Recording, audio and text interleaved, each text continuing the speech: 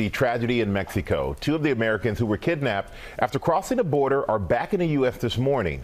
And you're looking live at the hospital where one of them is being treated in Brownsville, Texas. The other two Americans were killed. Matt Rivers is in Mexico City with the latest for us. Good morning, Matt. Good morning, Michael. One person has already been detained in this case, but with so many U.S. law enforcement agencies putting pressure on their Mexican counterparts to find who is responsible here, more arrests could be coming soon. This morning, 2 of the 4 Americans kidnapped in Mexico now waking up on U.S. soil after surviving this horrific attack. Armed men seen loading the group onto a pickup truck in Matamoros Friday. Their other 2 friends did not survive. 2 U.S. citizens were returned to the United States. The bodies of 2 other U.S. citizens killed in the same incident were also recovered. Eric James Williams and Latavia Tay McGee making it out alive. McGee seen here with law enforcement shortly after she was rescued.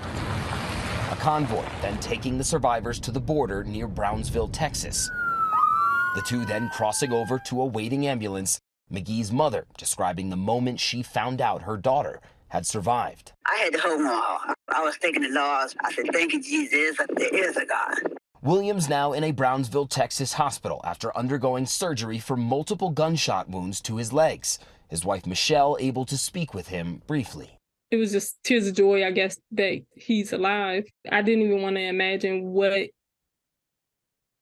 he was going through or, what any of them were going through. 2 other members of the group, Shaid Woodard and Zindell Brown, tragically killed. Authorities finally finding the missing Americans after a 3-day manhunt, leading them to this wooden house in Lagunona, outside Matamoros. A 24-year-old man identified only by his first name, Jose, arrested. Mexican authorities say he was in charge of watching the Americans. According to her family, McGee had traveled with the others from Lake City, South Carolina to Mexico to get cosmetic surgery. When the 4 crossed into Matamoros on Friday, her family says armed gunmen in body armor chased them, opening fire on their white minivan. The gunmen then kidnapping the group.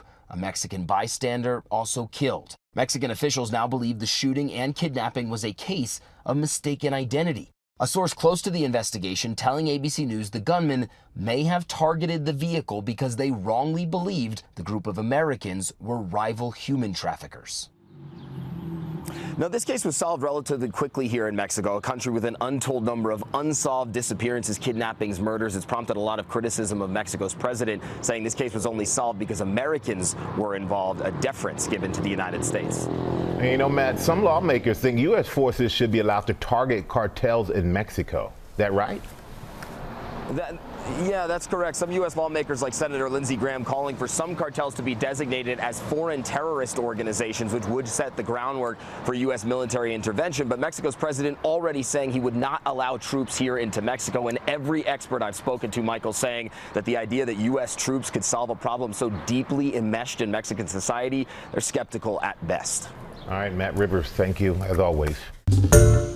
Hi, everyone. George Stephanopoulos here. Thanks for checking out the ABC News YouTube channel. If you'd like to get more videos, show highlights, and watch live event coverage, click on the right over here to subscribe to our channel. And don't forget to download the ABC News app for breaking news alerts. Thanks for watching.